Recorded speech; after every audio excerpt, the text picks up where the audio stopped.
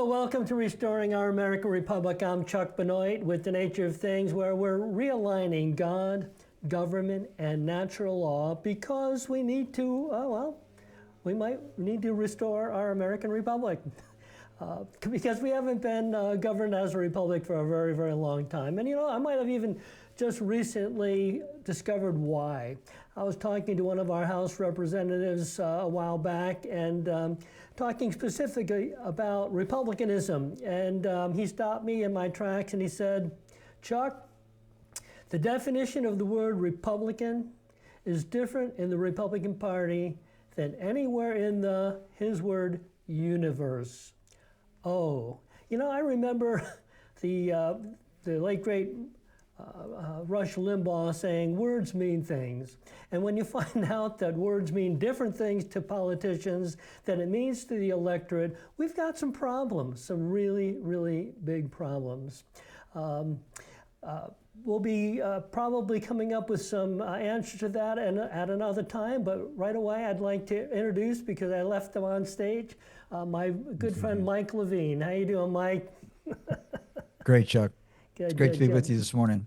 Good, yeah. So yeah, I'm a little stunned. I was a little stunned, but probably not surprised. More stunned that they would admit that their definition of what a Republican would be would have nothing to do with the universal definition of the term and word. But that's just the way it is. I'll be honest with you, Chuck. I've been doing this for quite a while. These people never surprise me anymore. This is the most autocratic, authoritarian, arrogant, self-serving group of people on the planet. And your buddy, who said that the term Republican, the Republicans in the Florida legislature have a completely definition than anyone else in the universe, is a clear statement that we make the rules, you are the subjects, we are the kings, you will be obedient, and that's all, and you have no power over it because we rig the elections. Yeah, well, no, Chuck, let me just make that clear. I see you backing up, right? Let me tell you something, Chuck. If one guy has $1 million to spend in an election and the other guy has $10,000, the election is rigged. Yeah. You cannot win. And now get into it with your PACs, get into it with your political committees, House political committee, Senate political committee, special interests, the shifting of money back and forth between PACs. And now, if you believe the result of the lawsuits that Bo and Co. levied against Ben Albritton, the president of the Senate's PAC, that Bo and Co. had foreign money in his election. That was the outcome of the court case twice. Yeah. Then you understand that there's foreign money in the elections. That's just true. I mean, how could it be any other way? It was proven in court in that particular case. So, the idea that there's not, and, I'm not, foreign money may not be the worst problem we have. The worst problem we have is the financial domination over the electoral process, whatever that looks like, Chuck. Well, it's true. It is, money is a big deal. And, but there are other things that are important too. When we here locally, in the Republican Party here locally, if they're unwilling or if they're not allowed to determine, what Republican candidate is genuinely governing or would like to govern with a Republican mindset, we know that 2 Republicans are running for an office and one of them might as well be a Democrat. We're not allowed to let anybody know. That's interesting. Let me tell you something, Chuck. You know that I love you dearly. But I'm telling you, as it's been said many times, it doesn't really matter who votes, it's who counts the votes. Not who counts them. And I'm saying to you, again, the old saying that you and I have kicked around many times because of my experience, my life experience, I understand fully that if you want to know why things are the way they are, you follow the paperwork, follow the money. In this particular context, I call the ballots the paperwork, and we're not allowed to see them. And we obviously know that the money is leveraged against common constituents. And then your friend says that and to go back to your point, your friend says that the definition of the word Republican is whatever we say it is. Just confirm that isn't exactly what he said. Now you're just off the freaking rails. Right. Right? Right. Because I'm saying to you, Chuck, that these guys and girls are so happy with us chasing shiny objects. But the fact of the matter is, if we vote on election day, paper ballots hand counted in the precincts, and the ballots are published to the internet when the election is over, and we deal with campaign finance reform, you're starting to get somewhere. Yeah. But if you don't deal with those two things, Chuck, you're just running on the hamster wheel, Chuck. Yeah, you got it. You got it. That's for sure. You know, a few different things are in the news lately, and of course, the President Trump's big, beautiful bill is one of them. And you know, I was looking at some different websites and different organizations' take on the big, beautiful bill. And it really is interesting that it really does depend on what it is you're looking at as to whether or not it's big and beautiful or not so beautiful. And well, you know, Chuck, go ahead. Forgive me for interrupting. That's okay. Go ahead. Well, again, I was talking to a local official in the relatively recent past, and we're talking about faith in government. And this official said to me, "Well, you know, Mike, you do have to deal with the secular aspect of it."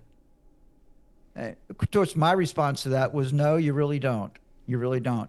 We are here to walk out the character of God in the world, period. And any position of authority that God grants to you, God expects you to walk out the character of God into that realm. So I don't want to hear that your faith is one thing and the practical reality of a authoritarian autocratic government is different. No, that is not true. That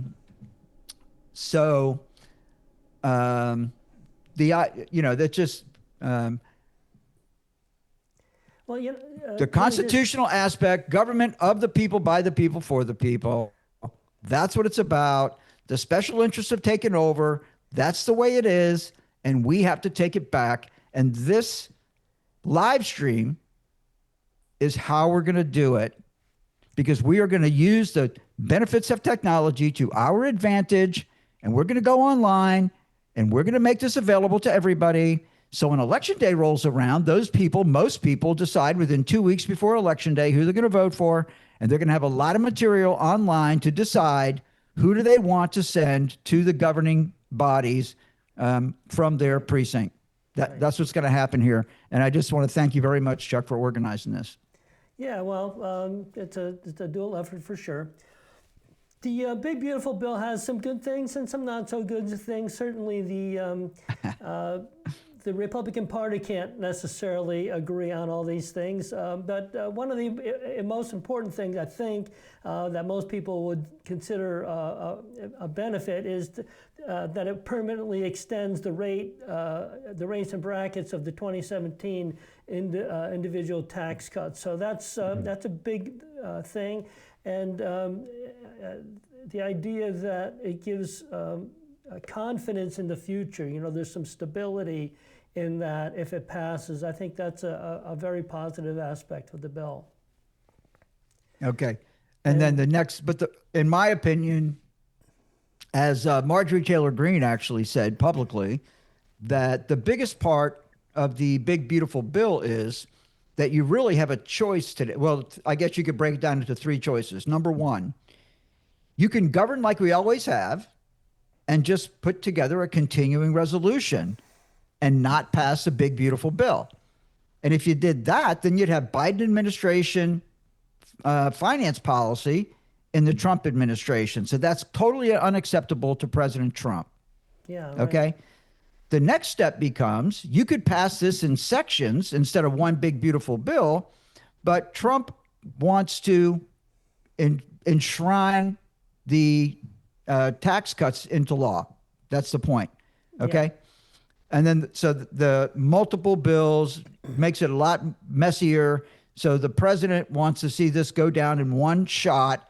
And then, as I was saying, alluding to about my friend who said, the faith versus practicality, secular deal, it's the thing, people look at this, and obviously, as Elon Musk has pointed out in his nasty tweet against his friend Donald Trump, that, the senators should vote against this because it doesn't, drill down deep enough into budget cuts, which I totally agree with.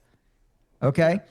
But the question becomes, if you're a voting member of the Florida Senate in this case, you've got a choice. You can vote for it or against it.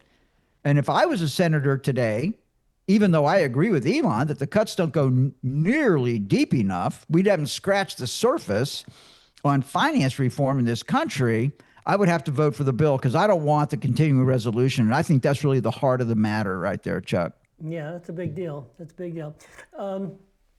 Again, based on people who are far more concerned with the numbers, one of the things another thing they think is a very good idea is that there are permanently high thresholds for expensing certain equipment for small businesses, and again, that kind of brings stability to the business market. So there's a lot of stabilizing things in this bill, along with the international tax code. There's going to be greater stability there. So the idea of a lot of positive things in stabilizing our economy or the economic outlook of the business community and the international community, I think is very, very valuable.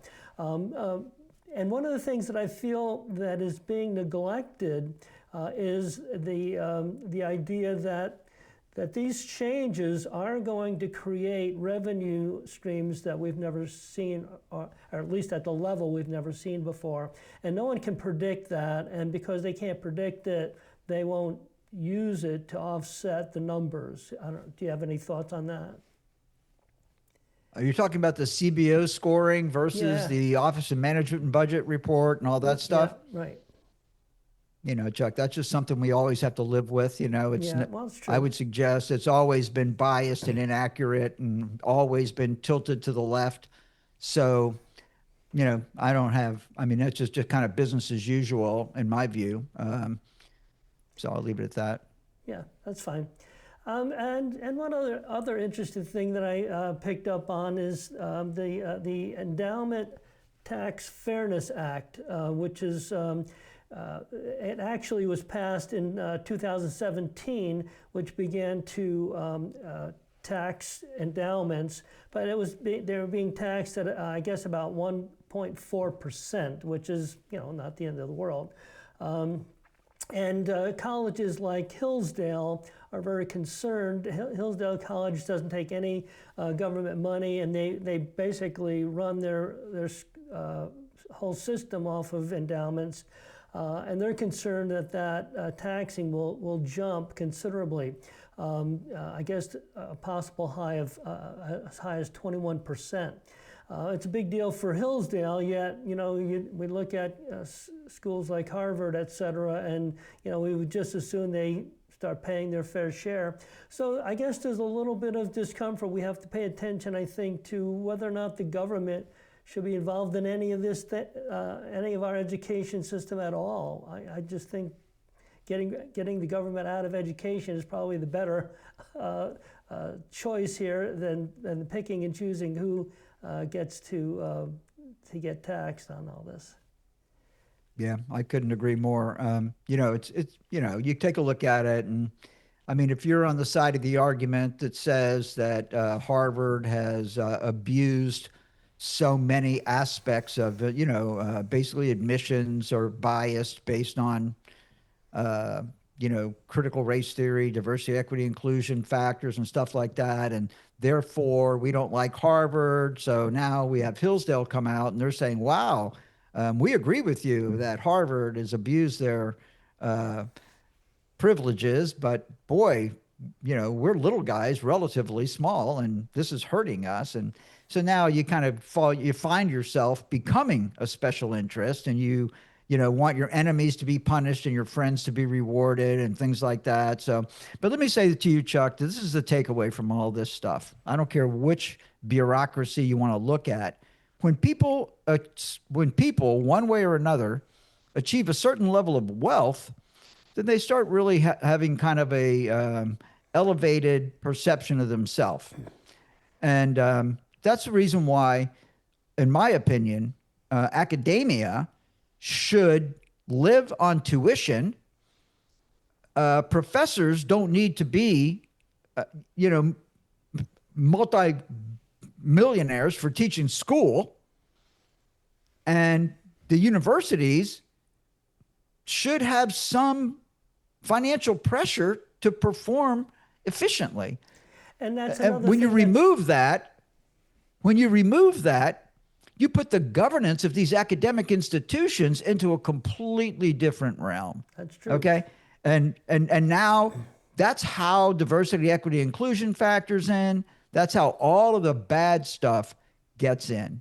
Because when there's no pressure to perform efficiently, and there's again, I think that's a fairly reasonable assessment, but it just makes the whole decision-making process based on a completely different set of criterion that I'm going to just refer back to God's will, which is the nature of things, Chuck. Sure. And along those lines, one of the little bits of this bill is that it's going to put the colleges and universities on the hook for unpaid tuition. So instead of the government getting stuck with people not paying their loans back, it's going to put it on the colleges and the universities' plate, if you will. So I thought that was a very interesting part of all this. And certainly we can talk back and forth on this big beautiful bill. The bottom line is I am far more confident that Donald J. Trump, that it's President Donald J. Trump, has got a long range goal on this, and in the end, we're going to end up with the golden age, America's golden age. What do you think there, Mike? I do agree with it. I agree with you, but I also believe that the big, beautiful bill is sloppy and doesn't accomplish a lot of things that we have the power. So, for example, when we have of course, I understand the majority in the House and in the Senate are thin majorities, but as we know from local leadership has told us time and time and time again that when you have the power, you need to use it. And I would suggest that Congress could do a lot better than the big, beautiful bill. But of course, as we've already discussed, because of everybody's special interests and all those kind of things, you just can't get to the vote. And I think that is horrific, and irresponsible. And I think we should do a lot better. But again, if I was there myself, under the circumstances, I would be voting for the bill. I think it's really important that Congress demonstrates that a Republican Senate, a Republican House supports the Republican president. And I think that the bill has more positive features than negative, which is such a cop-out in itself. But we really should be leveraging the power of having all three chambers, executive, Congress, and both chambers of Congress. We should be doing a better job and getting more done with the tools we have at our disposal than we are right now, Chuck. There you go. There you go. Well, let's take last few minutes here. We got about, I guess, maybe 10 minutes left, and let's kind of move into another topic that we were kind of bantering about: unfunded mandates. I think that's a topic you were very much interested in discussing one, and I'm going to let you go on to this a little bit. Okay. Well, it's interesting as we watch this legislation go through in Florida, let's just say, and federally as well. And, we hear people like the President Trump likes to say, well, we cut more regulations than any other administration and this and that. And, we typically think about stuff when you start talking about cutting regulations, we think about environmental concerns and things like that. But in reality, when you take a look at government and, certainly at the state and federal level, and you look at all the various departments of government, then you start saying, well, how many employees do you have there and why are they there and what do they do? Every time you see a law, whether it's a federal law or a state law, and you could even bring it down to the local level, that imposes requirements on other organizations, for example, the federal government requiring the state of Florida to perform certain services and doing reporting and things like that, there's costs associated with doing that. And then when the state of Florida passes legislation saying that the cities and counties are going to provide certain reporting back and they're going to implement certain programs in their jurisdictions and things like that, people don't really understand that those programs and services have to be funded. And in most cases, the state or the federal government doesn't fund the mandate. Hence, we have unfunded mandates, which just really shifts the responsibility for increased taxation from the federal government to the state or from the state to the local government. And this is unacceptable. If I was in the Florida House, I would propose legislation that prohibits unfunded mandates. The state of Florida cannot tell counties and cities to perform certain services without funding it. If you're the one that wants it, you're the one that should pay for it. And then again, if you flip over now to the private sector, you can look at the same thing, Chuck. And a great example would be how many professions required a license in 1960 compared to how many professions require a license in 2025. And I think, don't hold me to the numbers, but I think in 1960, maybe 5% of the professions required licensure. And in 2025, I would suggest 40% of the professions required licensure. And with that licensure comes a myriad of rulemaking that's passed down from the governmental agencies that are created in order to organize and stipulate how those various professions must perform. So this is my point about, when we hear about regulations, it's not just about environmental stuff and things like that. It actually is a cost, a direct cost, that is attributed to either the federal government. Well, you could say that if Congress passes a law, the federal government would have to pay for it, and that's true. But I'm saying particularly when the federal government puts mandates on the states, or when the states put mandates on local government, and then when any branch of government, any organization of government puts mandates on business or the private sector, there's costs associated with that. And I just challenge everybody, particularly the people typically watching this live stream and the recorded version of this live stream, we typically watch legislation and we weigh in on whether we support or oppose legislation. But something we don't talk about much is that so much of the legislation, particularly coming out of the Florida House, includes these unfunded mandates. And I would suggest that unfunded mandates all by itself is a reason to oppose certain legislation, even if you think that the mandate itself is not such a bad idea. And I'll toss that back over to you, Chuck, and see if you have any questions or comments about what I just said. Yeah, I was just wondering if there was anything in particular that's kind of either starting to happen or on the horizon that you're concerned about. I know that the Florida, the state has kind of been playing around and attacking the city and county responsibilities, taking them over.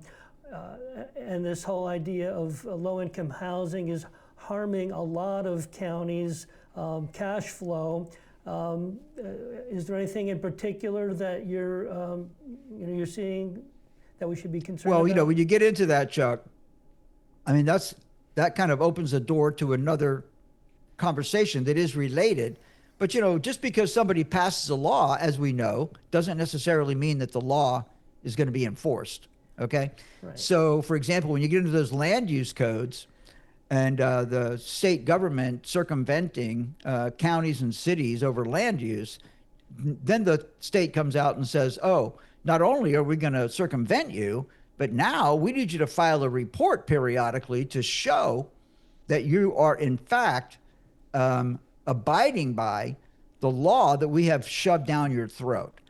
And so that would be an example of an unfunded mandate. So, for example, since we have taken away your authority over land use or affordable housing in particular, if you want to, tag it specifically, and now, in order for us to know for sure that you are doing what we told you, you are going to have to file certain reports with government agencies, and of course, they don't pay for the reporting. So now, what is this? And this is so amazing, right? Because government takes the path of least resistance. So if a law is passed and a city or a county are mandated to do a certain thing, they're just going to throw their hands up and say, okay, I guess we need to set up another little department locally, and we'll go out and hire our best friend to be the administrator of that department. And then we'll read through that particular legislation that requires us to report, and we'll make a list of all the things we need to report on, and then we'll go back and see if the state of Florida has actually given us a form or a format in which they want their report to be filed. And we'll have our little buddy down the street become the executive over that, and he'll probably need a little salary for that. And then he'll probably have to have a little board of directors, and all of those have to have some kind of compensation, or why would they serve? So it just rolls out. It is one thing after another. And the next thing you know, and then of course, Chuck, it's also duplicative. Yeah. So it goes federal, state, local, and super local, hyper local, which would be municipalities, right? And they're duplicative. So this is how, and again, just what I want to, I don't know if everybody understands that, Chuck, that the government creates nothing except rules and regulations. The government is a cost to the private sector. But today, the government is actually bigger than the private sector. And that simply doesn't work in a free market, capitalistic economy, Chuck. Yeah, that's for sure. And it is a bit frightening. And I think another reason why I'm so excited about what President Trump is doing, because he's really trying very hard to bring the middle class back into focus here in America, the working class, the people who are actually making things, bringing our manufacturing back. That's the only way we're going to grow the private sector. And President Trump is the only one so far who is working toward this Republican concept, this republicanism, government for the people, not for the private interests or for the globalist perspective of particular politicians. But it would be really nice to have a class of statesmen again. I know you don't like the word because the bottom line is... Oh, I do like the word. Yeah. I just don't like it when it's misused. Yeah, right. When people decide that they're statesmen when in fact they're politicians. Statesman is someone who actually governs for the people, even if it bothers or causes them some sort of personal discomfort. And has the ability to persuade. Yes. Yes, in a collegial, collaborative manner. Right. I mean, if you want to get into what is a statesman, but I just need to say to you, Chuck, that, and I'm totally supportive of the president. I just want to be on the record. I'm totally supportive of the president. Yeah. But the idea of creating jobs, and I get it, that, nobody can accomplish big things by themselves. So I'm all about, the American people going to work for U.S. Steel and becoming steel workers and mining and all of that. And yes, nobody can do it alone. And yes, we do need corporate leadership to do that. But it's also important that Americans return to the value of owning their own business. I mean, and I've owned my own business for a long, long time. And it's hard. It is. But it also there's a lot of benefits to it. And it gives you total, other than legislative mandates, it gives you a lot of freedom about how the way you want to live your life. What relationships do you want to have with your customers? How does it all work? It defines you as a person. As we say, we'd like to bring the character of God into the world. Well, when you're running your own business, that is your opportunity to sow whatever value proposition you have into the world. And by the way, Chuck, when you do that, it also gives the world a chance to respond to you and keep you in check, to weigh in on, are your business practices valuable to us, and are we willing to pay you and compensate you for the value that you add into our lives? Small business ownership is very important, Chuck.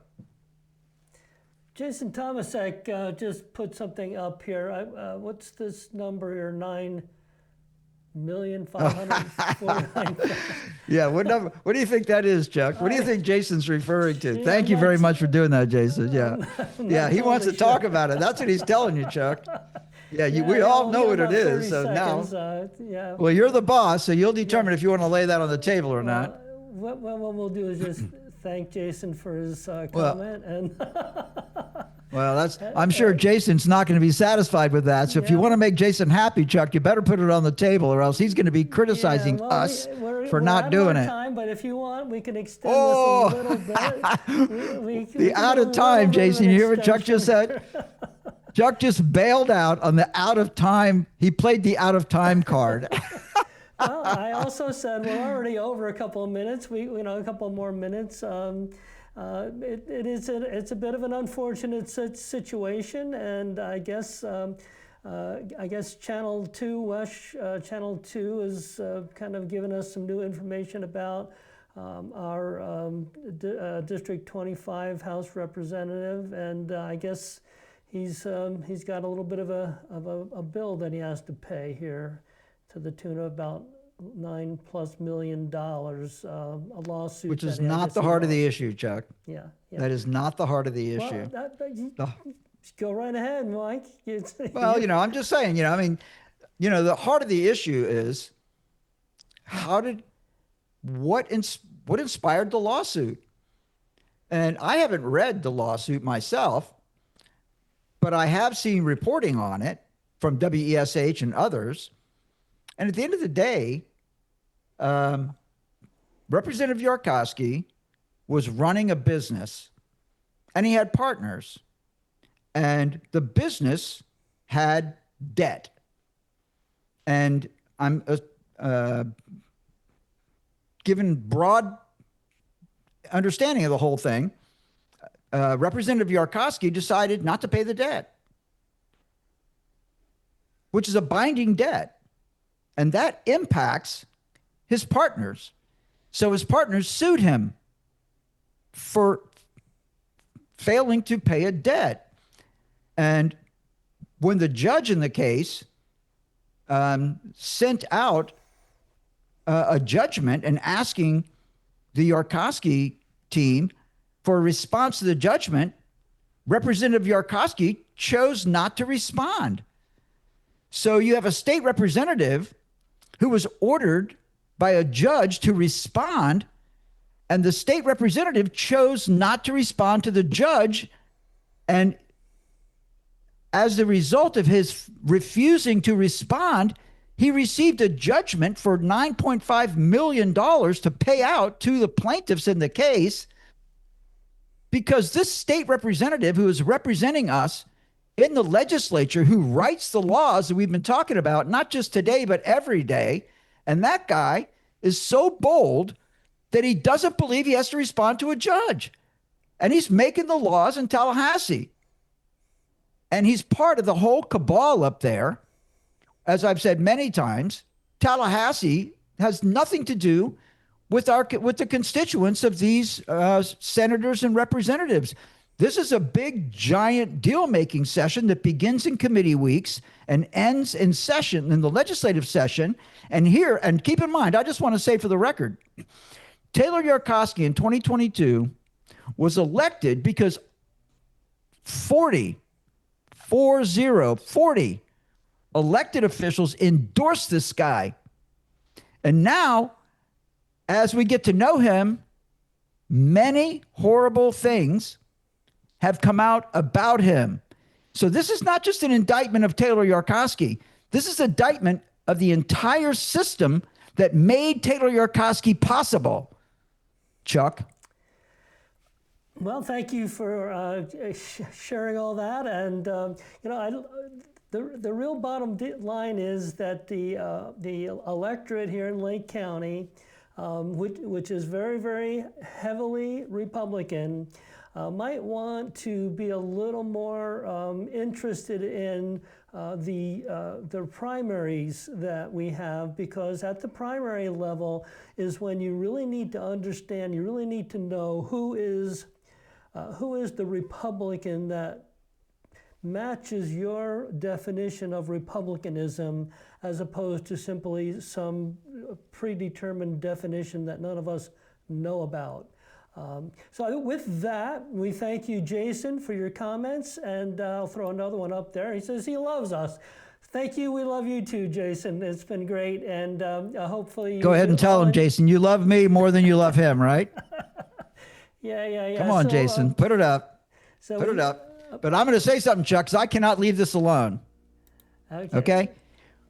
When people seek government jobs and elected office because of the financial and lifestyle benefits of office, and it's not a public service, then you have the wrong people in office. And this is what's going on. These boys and girls utilize the power of their position, which I believe is against the law in the state of Florida, although you'd have to convince a court as to what abuse of power is. But I'm saying to you that when elected officials collude with candidates and agree to endorse and fund and utilize their influence over their constituencies to get certain candidates elected, because that candidate has agreed to support their interest, which is a special interest, this is how the train runs off the track. And listen, ladies and gentlemen, I'm not going to go there, but I'm saying to you that it is really important that the right people get elected, and endorsements from constitutional officers and county commissioners and stuff like that does not necessarily make the candidate a good guy. And just because the same people oppose a certain candidate does not necessarily make that candidate, a bad person either. Thank you. There you go. Well, I hope you all have enjoyed this extended session of Restoring Our American Republic.